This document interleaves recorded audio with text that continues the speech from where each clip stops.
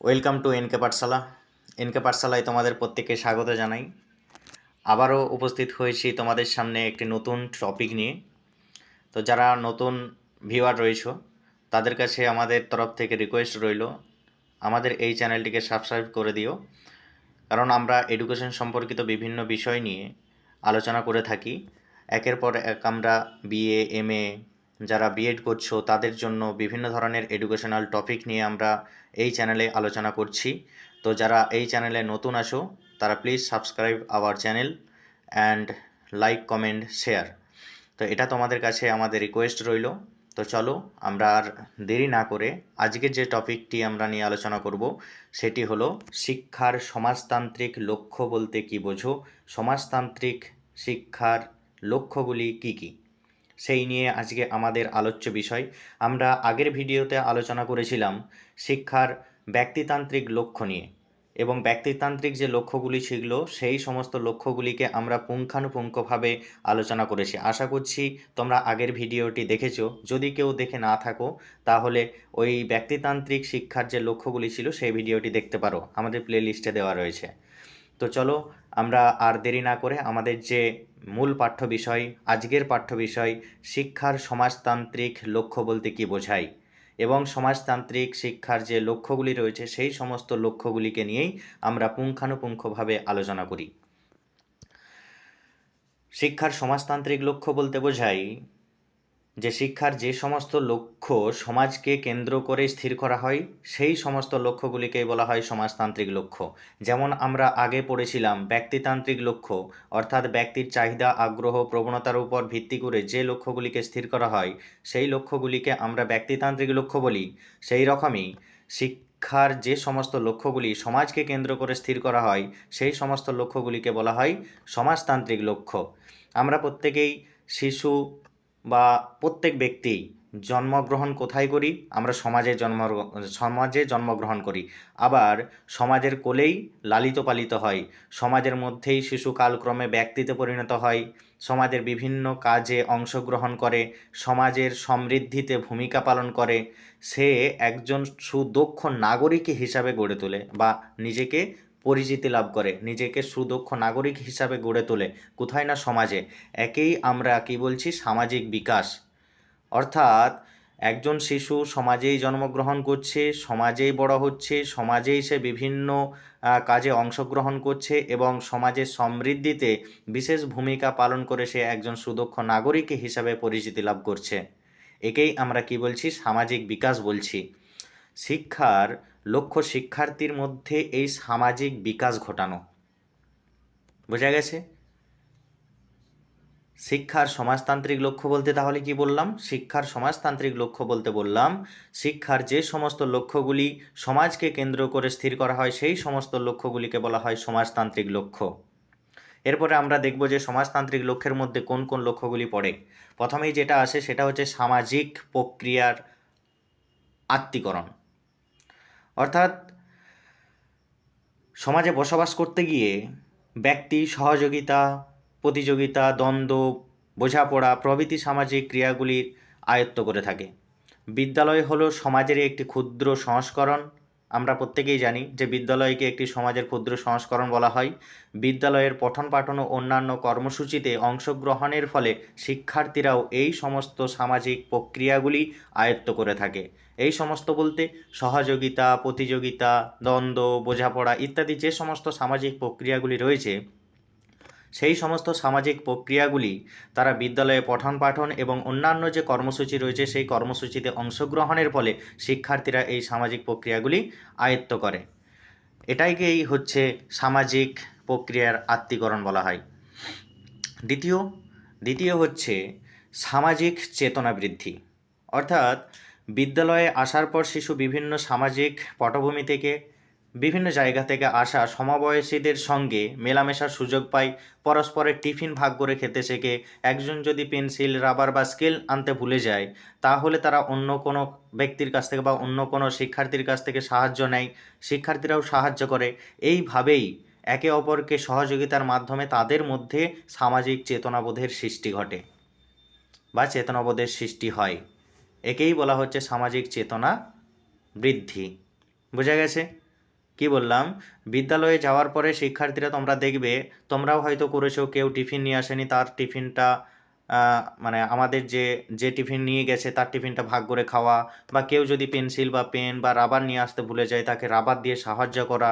এই যে সহযোগিতা, এই সহযোগিতার মাধ্যমেই শিক্ষার্থীদের মধ্যে সামাজিক চেতনার বৃদ্ধি ঘটে। বোঝা গেল? এরপরে হচ্ছে সামাজিক দৃষ্টিভঙ্গির প্রসার। সামাজিক দৃষ্টিভঙ্গির প্রসার অর্থাৎ যদি আমরা বলি যে সামাজিক দৃষ্টিভঙ্গি বলতে কী বোঝাই, সমাজের প্রতি অনুভূতিশীল হওয়া, সমাজের মঙ্গল কামনা করা, সামাজিক উন্নতিতে অংশগ্রহণ করা, সামাজিক ঐতিহ্যকে শ্রদ্ধা করা, সামাজিক বিভেদ দূর করা। বিভেদ দূর করা বলতে আমরা কোনো ভেদাভেদ রাখব না, জাতি ধর্ম বর্ণ নির্বিশেষে সকলেই এক, এই যে মনোভাব তৈরি করা, সামাজিক ন্যায়ের প্রতি আস্থা রাখা ইত্যাদি, এই সমস্ত দৃষ্টিভঙ্গি ব্যক্তিকে একদিকে যেমন সামাজিক কাজে দক্ষ করে তোলে, অন্যদিকে জাতীয়তাবোধ এবং আন্তর্জাতিকতাবোধের বিকাশে সাহায্য করে। কে করছে? না শিক্ষা করছে। তাহলে শিক্ষা সামাজিক দৃষ্টিভঙ্গির প্রসার ঘটাচ্ছে। এটাই একটা শিক্ষার লক্ষ্য, যে সামাজিক দৃষ্টিভঙ্গির প্রসার ঘটানো। বিভিন্ন ক্রিয়াকলাপের মাধ্যমে শিক্ষার্থীরা কী করে, তাদের বা ব্যক্তিরা কী করে, তাদের জাতীয়তাবোধ বা আন্তর্জাতিকতাবোধের বিকাশ ঘটায় বিভিন্ন কর্মসূচির মাধ্যমে। এটাই হলো তোমার সামাজিক দৃষ্টিভঙ্গির প্রসার। তারপরে যেটা আছে সামাজিক সমস্যা চিহ্নিতকরণ এবং সমাধান। প্রতিটা সমাজে বিভিন্ন রকমের অভ্যন্তরীণ ও বাহ্যিক কারণে সমস্যার সৃষ্টি হয়। সামাজিক সমস্যার প্রতিরোধ ও সমাধানে শিশুকে দক্ষ করে তোলাই হলো একমাত্র শিক্ষার লক্ষ্য। শিক্ষার্থীকে একদিকে যেমন সামাজিক সমস্যা সম্পর্কে সচেতন করা প্রয়োজন, অন্যদিকে সেই সমস্যাগুলিকে কিভাবে সমাধান করা যাবে সেই তার করণীয় বিষয়গুলিও তাকে জানানো দরকার।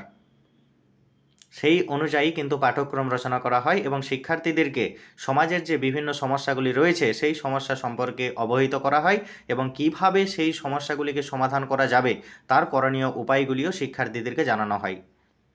শিক্ষাই সেই সমস্ত বিষয়গুলোকে জানাচ্ছে। তাই সামাজিক সমস্যা চিহ্নিতকরণ এবং সমাধানই হলো শিক্ষার একমাত্র অন্যতম লক্ষ্য। বোঝা গেছে? এরপর যেটা আছে সামাজিক দায়িত্ব পালন। শিক্ষার্থীরা শুধুমাত্র যে সমাজে বসবাস করবে বা ব্যক্তিরা যে শুধুমাত্র সমাজে বসবাস করবে সেটাই নয়, সামাজিক কিছু দায়িত্ব পালন করতে হবে। শিক্ষার সামাজিক বিকাশের মাধ্যমে শিক্ষার্থীকে সামাজিক দায়িত্ব পালনে সক্ষম করে তোলে। এই দায়িত্ব পালন করার জন্য যা যা প্রয়োজন সেই বিষয়ে প্রশিক্ষণ ও বিভিন্ন কর্মসূচিতে অংশগ্রহণের মধ্য দিয়ে সে লাভ করে। যেমন পরিবারের আর্থিক উন্নতিতে বিশেষ ভূমিকা পালন করা সব শিক্ষার্থীরই দায়িত্ব। শুধুমাত্র যে তারা পরিবারে বসবাস করবে বা সমাজে বসবাস করবে তা নয়, সমাজের কিভাবে উন্নতি ঘটবে, সমাজের কিভাবে আরও উন্নততর করা যায় সমাজের সমস্ত রীতিনীতি প্রথাগুলোকে, তাহলে সেই দিকেও কিন্তু শিক্ষার্থীরা অংশগ্রহণ করবে। যেমন এখানে বললাম যে পরিবারের আর্থিক উন্নতিতে বিশেষ ভূমিকা পালন করা কিন্তু প্রত্যেকটা শিক্ষার্থীরই দায়িত্ব এবং কর্তব্য। এটাই হলো সামাজিক দায়িত্ব পালন। তারপরে সামাজিকীকরণ। সামাজিকীকরণ বলতে কি বুঝি? সামাজিকীকরণ বলতে বোঝায় সমাজের বিভিন্ন অংশের সঙ্গে মিথস্ক্রিয়া করে শিক্ষার্থীরা সামাজিক আদব কায়দা, রীতিনীতি, নিয়ম শৃঙ্খলা, দায়িত্ববোধ বা দায় দায়িত্ব, তার যে ঐতিহ্য রয়েছে সেই ঐতিহ্য সম্পর্কে অভিজ্ঞতা অর্জন করে এবং ব্যক্তি জীবনে আচার আচরণে তা প্রতিফলিত হয়। সে যা কিছু নিয়মকানুন, আদব কায়দা, দায়িত্ববোধ, ঐতিহ্য সম্পর্কে জানলো তা কিন্তু তার ব্যক্তি জীবনের আচার আচরণে প্রতিফলিত হবে। একেই আমরা সামাজিকীকরণ বলি। তাই সামাজিকীকরণ শিক্ষার গুরুত্বপূর্ণ লক্ষ্য হিসাবে বিবেচিত হয়। বোঝা গেল সামাজিকীকরণ বলতে কি বোঝায়? সামাজিকীকরণ বলতে বললাম যে সমাজের বিভিন্ন যে বিষয়গুলো রয়েছে, যেমন হচ্ছে আদব কায়দা, রীতিনীতি, নিয়ম শৃঙ্খলা, দায় দায়িত্ব, ঐতিহ্য, এই সমস্ত বিষয় সম্পর্কে সে অভিজ্ঞতা অর্জন করা এবং ব্যক্তি জীবনের যে আচরণ সে আচরণে তা প্রতিফলিত হয়। একেই আমরা সামাজিকীকরণ বলে থাকি। এই সামাজিকীকরণই শিক্ষার গুরুত্বপূর্ণ লক্ষ্য হিসাবে বিবেচিত হয়। বোঝা গেল? আশা করছি বুঝতে পেরেছ। এরপরে যেই লক্ষ্যটি আসে সেটা হচ্ছে সামাজিক মূল্যবোধ গঠন। সামাজিক মূল্যবোধ গঠন অর্থাৎ সামাজিক মূল্যবোধ গঠন সামাজিক বিকাশের একটি বিশেষ দিক। প্রতিটি সমাজেরই কিছু না কিছু মূল্যবোধ থাকে, আর সমাজের স্থায়িত্ব ও গভীরতা অনেকাংশই তার মূল্যবোধের উপর ডিপেন্ড করে, যে সেই সমাজটি কতটা স্থায়িত্ব হবে এবং তার গভীরতা কতটা, সেইটা ডিপেন্ড করবে সেই সমাজের মূল্যবোধের উপরে। তাই সামাজিক মূল্যবোধ গঠন করাই হলো একমাত্র লক্ষ্য শিক্ষার। শিক্ষার একটি অন্যতম লক্ষ্য হিসাবে যদি বিবেচনা করা হয়, তাহলে সেখানে বলা হয় যে সামাজিক মূল্যবোধ গঠন করা। কারণ একটা সমাজের তার স্থায়িত্ব কতটুকু, তার গভীরতা কতটুকু, সেটা নির্ভর করছে সেই সমাজের মূল্যবোধের উপরে। তাই শিক্ষার একটা অন্যতম লক্ষ্য হিসাবে বিবেচিত হয় সামাজিক মূল্যবোধ গঠন।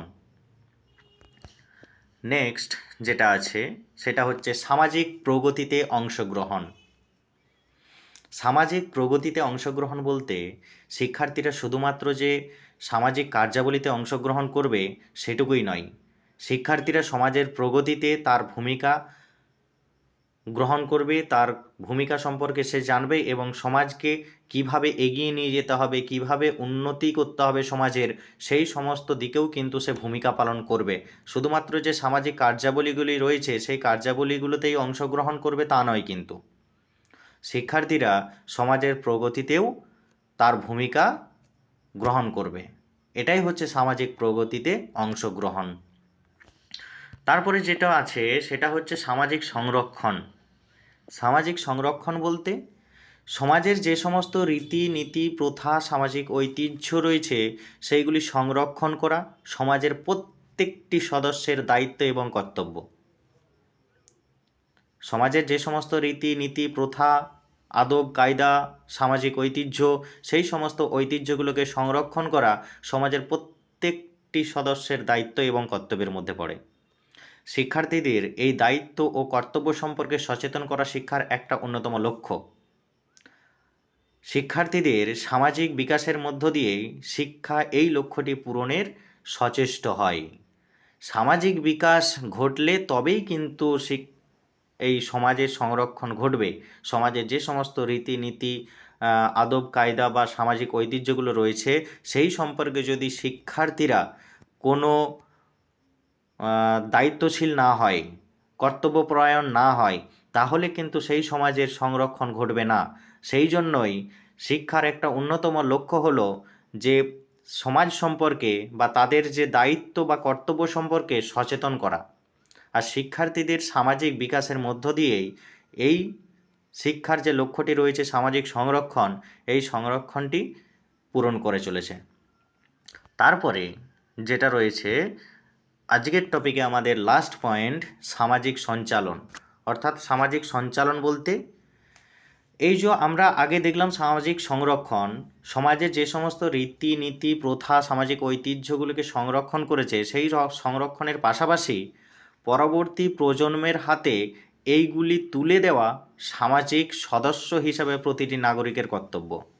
অর্থাৎ সমাজের যে সমস্ত রীতিনীতি, আদব কায়দা, প্রথা বা ঐতিহ্যগুলি রয়েছে সেই সমস্ত প্রথা বা ঐতিহ্যগুলিকে যেমন সংরক্ষণ করবে, তার সাথে সাথে পরবর্তী প্রজন্মের হাতে সঠিকভাবে একদম গোছানোভাবে, গচ্ছিতভাবে পরবর্তী প্রজন্মের হাতে তুলে দেওয়াই হলো সামাজিক সদস্য হিসাবে প্রত্যেকটি নাগরিকের কর্তব্য। তাই শিক্ষার্থীদের সামাজিক বিকাশের মধ্য দিয়ে শিক্ষা এই লক্ষ্যটি বাস্তবায়নের সচেষ্ট হয়। বুঝতে পেরেছ? আশা করছি তোমরা বুঝেছ। যদি এই ভিডিওটি ভালো লাগে, আজকে আমাদের এই পয়েন্টটাই শেষ পয়েন্ট, আর পয়েন্ট নেই। যদি আমাদের এই ভিডিওটি ভালো লাগে থাকে তাহলে please like, comment and share. যদি মনে হয় যে তোমাদের বন্ধুদের উপকারে আসতে পারে তাহলে তোমরা তোমাদের বন্ধুদের সাথে শেয়ার করে দিও। আর আমরা এই রকম ভিডিও নিয়ে আবারও কোনো এক সময়ে আলোচনা করব। আমরা এই চ্যানেলেই BA education major and minor যারা স্টুডেন্ট রয়েছো বা উচ্চ মাধ্যমিকে যারা পড়ছো 11 অ্যান্ড 12 বা যারা এমএ করছো এডুকেশনে, তার সাথে সাথে বিএডের সমস্ত কিছু বিষয় নিয়েই আমরা আলোচনা করে থাকি। তো যারা এই চ্যানেলে নতুন আছো আবারও বলি, আমাদের এই চ্যানেলটিকে সাবস্ক্রাইব করে দিও, লাইক করে দিও অ্যান্ড শেয়ার করে দিও। Thank you. Thanks for watching.